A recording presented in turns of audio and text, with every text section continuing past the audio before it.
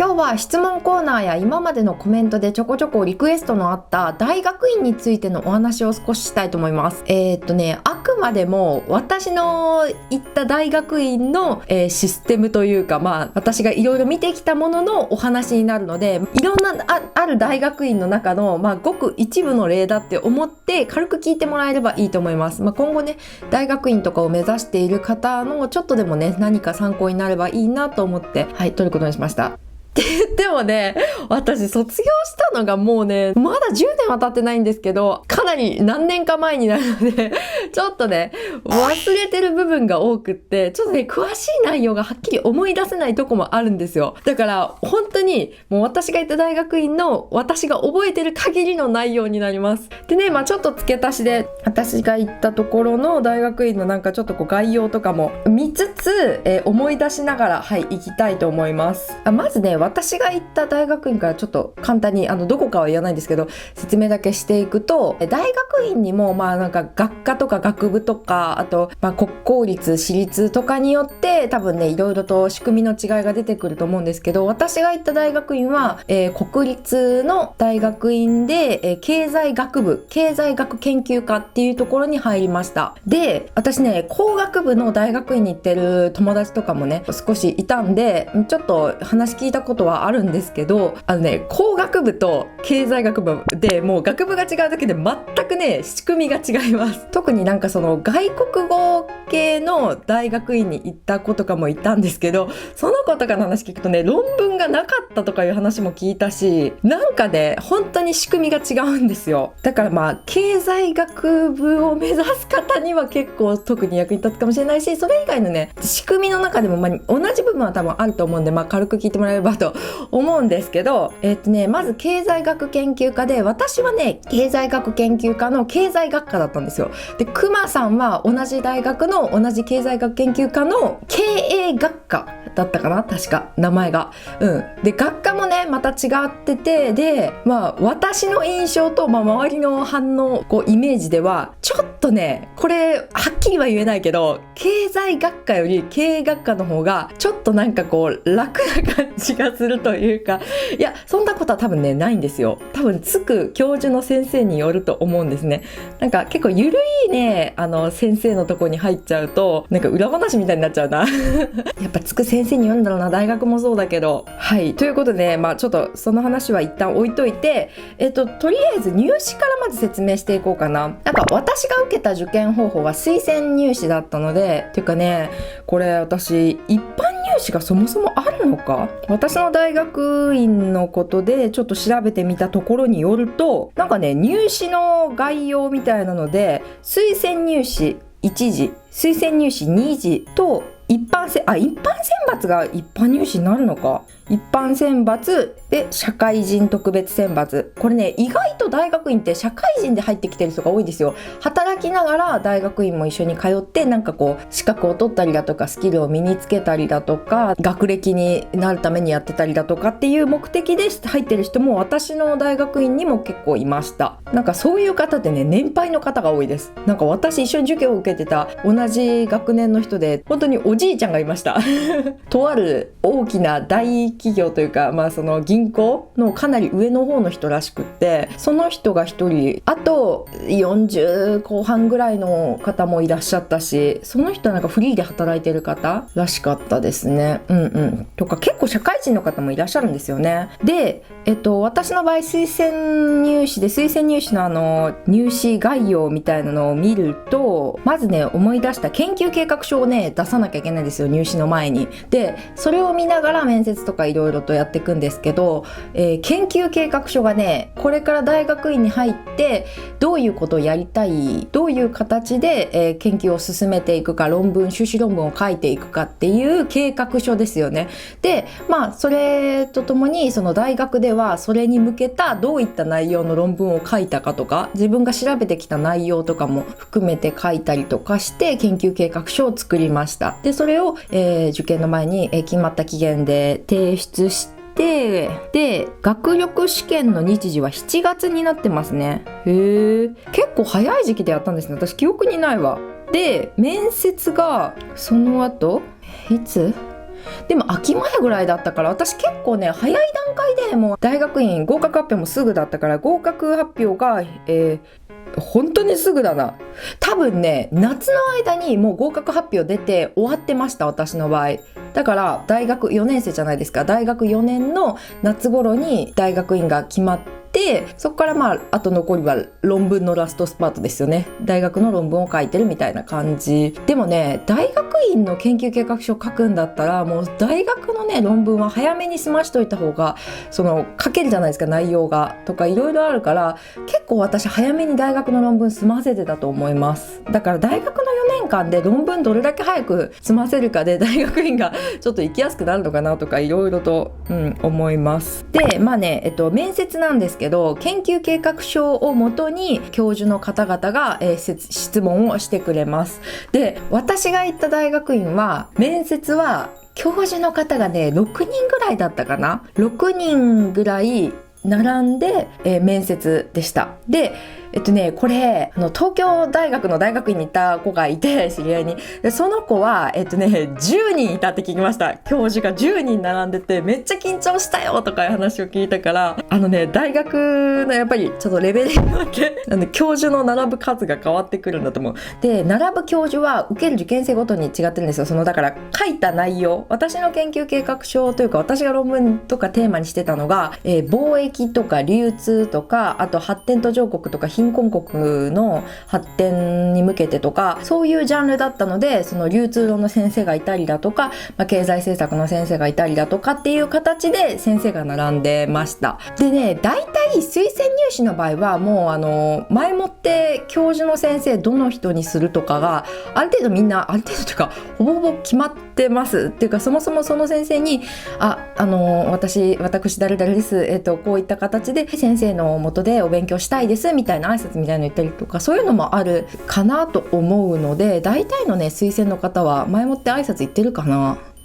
裏口とかじゃないですよ。全然普通にいろんな先生の元に行って、その先生で学べるかどうかとかも話したりもするし、かなと思います。で私の研究計画書をもとに、その大学の教授の方々が面接の時にいっぱい質問をしてくれるんですけど、そんなに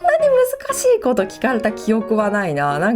やっぱり論文書いてるだけに、もうそこのジャンルの部分を真っ只中で勉強してる時だったから、ある程度の知識はちょっとあるじゃないですか。だからその知識をもうフル活用して喋るみたいな感じで、面接終わった気がするな。でね、結局合格発表はネットで、張り出しもあるらしいんですけど、ネットで見て、合格してるわと思って大学院が決まって、で春になって4月の最初に、まず大学の学部生が入学式があって、その2日後かぐらいに大学院生の入学式があるんですね。他の学部の方とかもキャンパスが全然場所が違ったんですけど、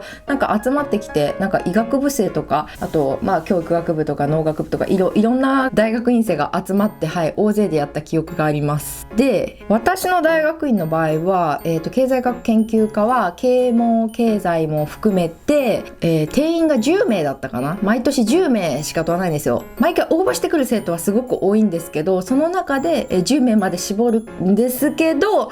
ちょっとあんまりそのレベルが今年低いなって時は、受けた人数がすごく多かったとしても8人とか7人しか取らなかったりとかもいろいろあるみたいです。でもやっぱりその大学からそのままその同じ大学に上がってくる人が優先的ですよね、基本的には。もうそもそも先生とのつながりもね4年間いたわけだからあるしとか、有利なのかなって、後から他から入ってくる人はちょっと不利なのかなとかも思ったりで、ここから、入学試験が終わった後にオリエンテーションがすぐあって、そのオリエンテーションの時に、大学院の修士課程って2年間なんで、もうすでに入ってる2年生が1年生を誘って、みんなでちょっとじゃあ歓迎会みたいな感じでご飯行こうかって言って、中華料理をみんなで食べに行ったのが思い出かな。懐かしいな。その時にくまさんも行ったわ。みんなでちょっと人気の中華料理屋さんに行ったのが、思い出ですね。くまさんとの初対面だわこれ話すのくまさんもいたら一緒に話せるから楽しいのにな。でもその時はね、くまさんと挨拶程度でそんなに喋らなかった。やっぱり上の先輩だし、年齢も結構8歳年上で年の差もあったから、これはちょっとくまさんとのなれそめ動画で話す方がいいと思うのでまた置いとくんですけど、その時にも普通にご飯食べて大学院どうなのですかとか、先輩からの情報がやっぱ大事ですね。他から情報入ってこないもん。なんか教授にいろいろ裏話なんか聞けないじゃないですか。ででね、とりあえず一人の大学教授の先生のとこに入って2年間お世話、2年間になるか3年間になるか4年間になるかはその人次第なんですけど、とりあえず2年間お世話になるんですね。で言ったらこれはね、大学でいうゼミみたいなもんなんですけど、大学のゼミってそんなに自分の担当教授とそんなに頻繁に連絡のやり取りもしないし、そのゼミの時に連絡は取るとか、あとその論文のことで連絡取ったりとかぐらいだと思うんですけど、大学院は本当にもう教授と二人三脚ぐらい一緒になって、いろんなことを進めていきます。でまずその時間割というか、大学院1年生では授業を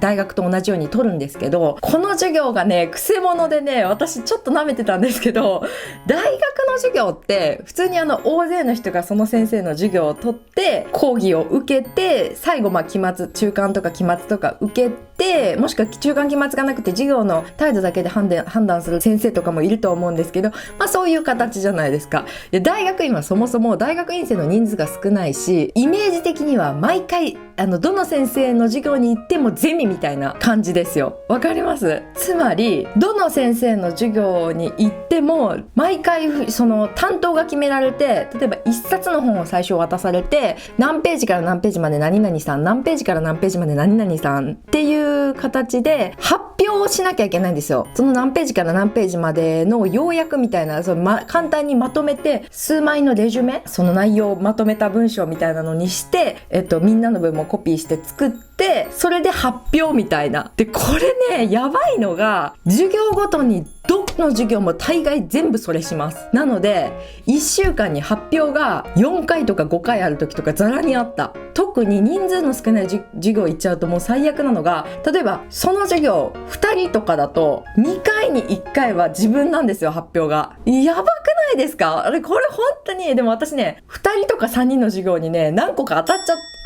たというか、私が取っちゃったから、そう、多分ね、あれ経営学科の方が人数が多いから、経済学科ってちょっとそういう少人数の授業に当たる確率が高いのかもしれないけど、いやー、きつかった私ね、論文大変だったけど、1年生の時の授業を取るのがすっごい大変だった。でもやっぱりいい成績取りたいじゃないですか。その S 取りたいんですよ。 S って週って言うんですけど、大学と同じで大学院も週、大学による、ちょっとこれいろいろ大学によると思うんですけど、私の大学が週特有っていう量不可だったかな、最後不可だったかなっていうランクに分かれて成績がつくんですよ。で、やっぱり週を全部取りたいと思って頑張るんですけど、これがね、もう途中からいい成績を取りたいじゃなくって、とりあえずレジュメ準備しなきゃ、発表の準備しなきゃでも追われすぎて、もうバテバテだった。私それが最初しんどくって、本の予約行ったって本ね、結構なページ数なんですよ。何十ページを1回の発表でレジュメにしたりとかするから、すっごい量が多くって、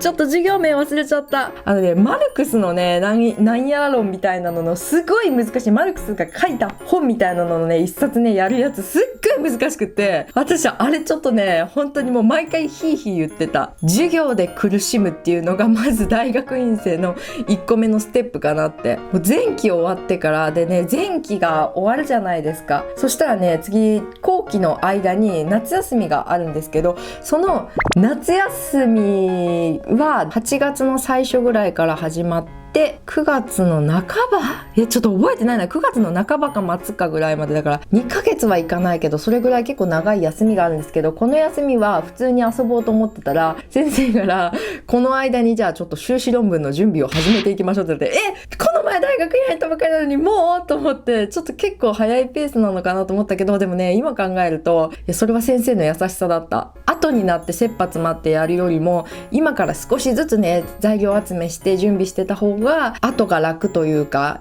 進めやすいですよ、みたいな形で言ってくださってたんですね。でも案の定私ね、夏休みはちょっと遊んじゃって。そう、なんか大学院生みんなで韓国旅行とかもあったし、熊さんの案内だった、その時。とかもあったし、なんかちょっとこう旅行行こうよみたいな、なんか大学院生同士でね、なんかいろいろとあったりとか、そんな感じですね。あ、そうそう、これ言うの忘れてた。まあ他の大学よく知らないけど、聞いた話によると、うちの大学もそうなんですけど、外国人の率がめちゃくちゃ高いです。今コロナだからちょっといろいろ変わってると思うけど、まあ一般的にコロナの関係ない時期で言えば、私の時は10人の定員で6割7割方外国人だったかな。特にほとんど中国人で、韓国人の方がいたり、まあモンゴル人の方とかいろいろいたかな。あとまあ台湾の子もいたか。そんな感じですね。でもね、みんなやっぱりね、揃って日本語はもうペラペラです。すごい上手。まあ海外の学生でね、やっぱり日本に留学して大学に入ろうと思う方は、語学はね、普通の日常会話以上もっといるかなって感じはしますね。ちなみにね、男女比率で言うと、女子が圧倒的に多かった。男性、でもわかんないな。なんか毎年私の大学院の経済学研究科は女が多いらしい。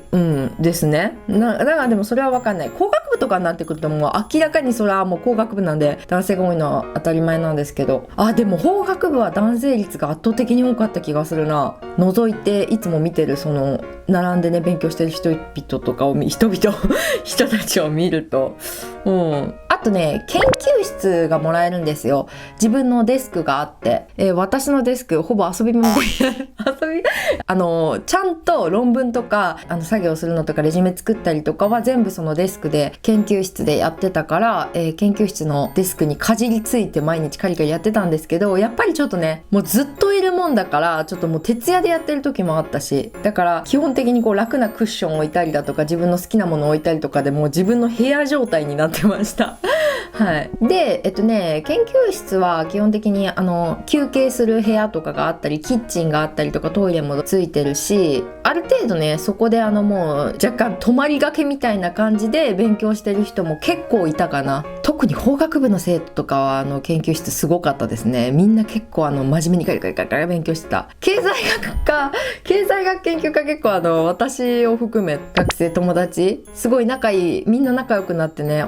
年齢も大体同じぐらいだからすごくワイワイやってたんですけど、お昼になるとみんなでね、自分のお弁当みたいなの持ち寄ってみんなで食べようみたいなのやったりとか、一人中国の子がね、辛い料理毎回作ってきてくれて、それがすごい美味しかったのが思い出です休憩室とかでみんなでワイワイやってたかなと思います。なんかトースターがあったりポットがあったりとか、ある程度ちょっと調理できるぐらいのね機械は揃ってましたね。お皿とかコップとかもあったし、で研究室っていうのは自分のその学生所がキーになるんですよ。だからそれでピッてやったら入れるし、その研究室がある建物自体も、もちろん夜になると閉まっちゃうんですけど、夜中とかでもキーというか学生証自分のがあればピッてやったら中に入れるので、結構出入り自由というか、大学院生はみんな出入り自由でした。でもね、確かその研究室の利用とかも最初に申請が必要で、それで申請出して自分のテーブル決めてみたいな感じだったと思います。